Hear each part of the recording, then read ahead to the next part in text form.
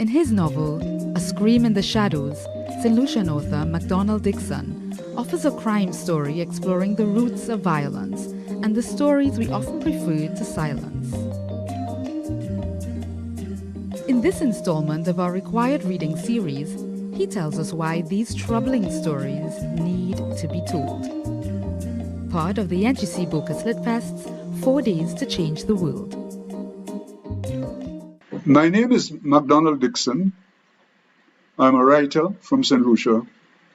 I've been writing for quite a number of years, and as you can see, perhaps almost 50 years. I was involved in the theater, and I've written about 13 plays, of which about 4 or 5 have been produced, but a lot of my work has been done mainly at workshop level.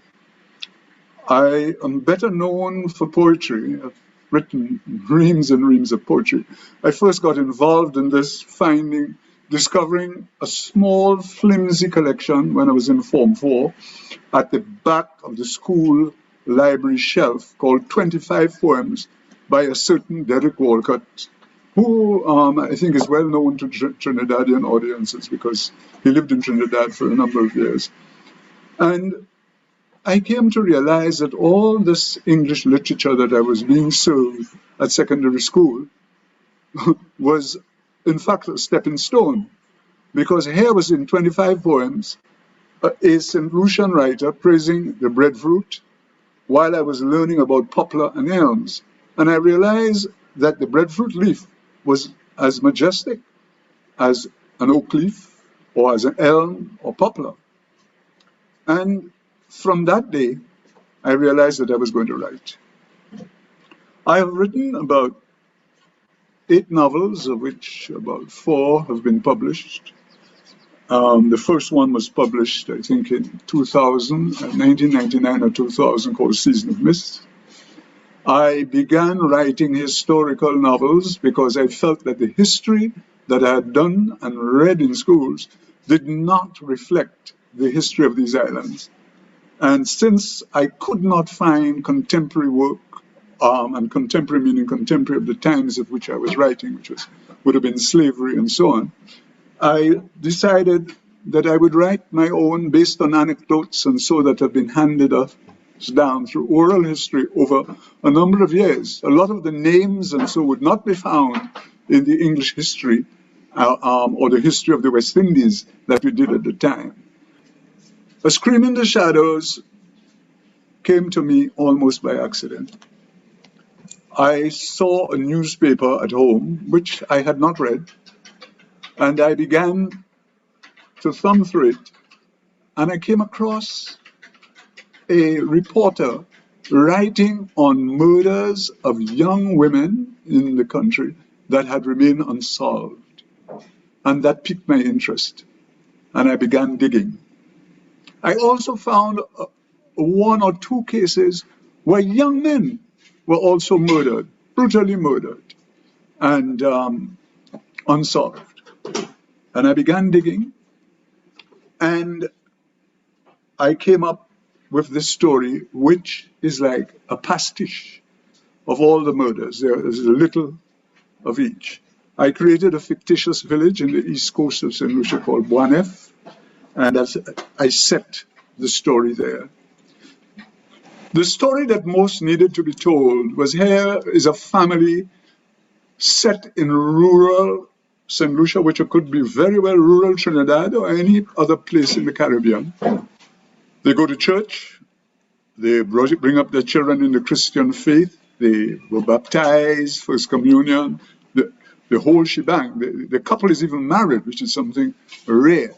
But there is behind the scenes domestic violence. This guy is beating this woman senseless, and she still worships him. Right? It so happens that the eldest daughter dies tragically. She's strangled to death. But that is consequential as that cycle of violence continues within the home, and there is not even a whisper of it.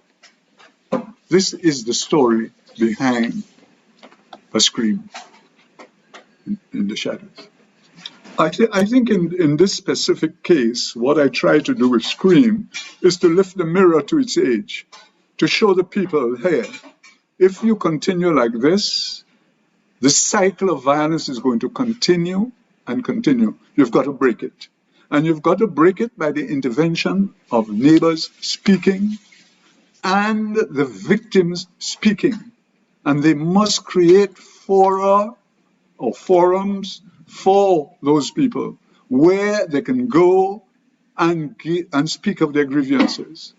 All the violence that we're happening now, if you were to research them, at least 90% are coming out of broken homes or homes in which there have been violence. So I think this story is quite relevant to the times. We have a dichotomy here. Most of these islands go for tourism.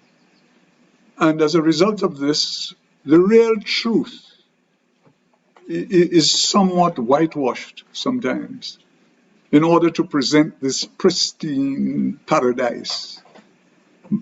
One needs to go behind that screen to see the truth.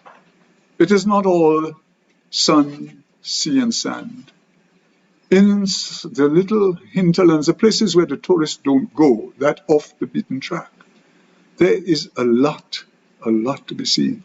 It is not by chance in our folklore, violence permeates. There is that violence that began with the slave trade. There is the brutality that has been meted out to our forefathers, whether you be Hindu or African, whether you were Christian in the areas that you came from, even the indentures went through that cycle of violence. So this is an area that has been born in violence. I have always had a weakness for Naipaul, particularly his early work like Miguel Street and these. You can see the violence lurking in the background of some of those early works. There is definitely, for instance, in the house of Mr. Biswas, you can see that veiled spectre showing its ugly head in the sort of petty prejudices that exist, because the prejudices don't exist by themselves. They also come with violence, you understand. There is in the work of Walcott even the docile Tijan and his brothers. You see the angry forces, particularly the devil, assuming various characters, and all that is happening in this is violence and more violence that is coming out. Beautifully written, but again, the work, lifting the mirror to this age. I think that I was born with a compartmentalized brain because in real life, I pursued one of the most unliterary professions. I was a banker, but I earned my degrees in trade, finance and foreign trade. My novels are, in fact, plays in draft, because as you read them, you'll see a lot of graphic analogy and so on, which was meant to be visual. And all of them have this almost photographic type of scenery. I'm going to read to you a short passage from A Scream in the Shadows. I'm reading from chapter 1. Well, it is an old epistle, so I can't give you what verse, but chapter 1. I find out about Laurette at school a little before lunchtime. I was getting ready for prayers before meals when a girl come in from the schoolyard screaming loud enough for everybody to hear. They killed Laurette under the bush. The entire school down pencils and stop work. The teacher freeze at their blackboards and chalk in hand. The principal thought fast, rang the bell to bring us to order for grace, although it was not quite on the hour. My eyes sweep across to where Laurette always sit in a class. She was absent. I wanted to shout out her name, but a foolish pride helped me hush my mouth shut. That's not true. That's not true, I said to myself. I see Laurette just before I come to school. Somebody playing a joke on us. At 12 on the dot, lunchtime, school closed. The undertaker had already come and parked his hearse by the road. None of us remained in the schoolyard after that. They covered Laurette under a technicolor bedsheet. It was Mama's. I could see her shape through the cloth, but not her face. Mama was leaning on Miss Philomene, who was holding her up. They were walking close behind the body. Mama had Marvin on her shoulder. He was too small for school. Papa was leaning on the bonnet of the hearse, talking to the driver. His eyes were dry. I could not hear the conversation, but I remember feeling cold when he saw me. There was a large crowd. People I never see before looking on and saying their piece all at the same time. I didn't want to believe that was my big sister under that sheet. But when I get close, I didn't dare lift it to find out. Children come up and speak to me. Don't ask me what they say. A girl offered me a piece of her bread, but I was not hungry. I didn't spend much time by the road, but I remember going back to the schoolyard after I see my father and sit down under a tall guava tree that children don't give a chance to bear ripe guavas and cry my head off, although I wasn't sure what I was crying about.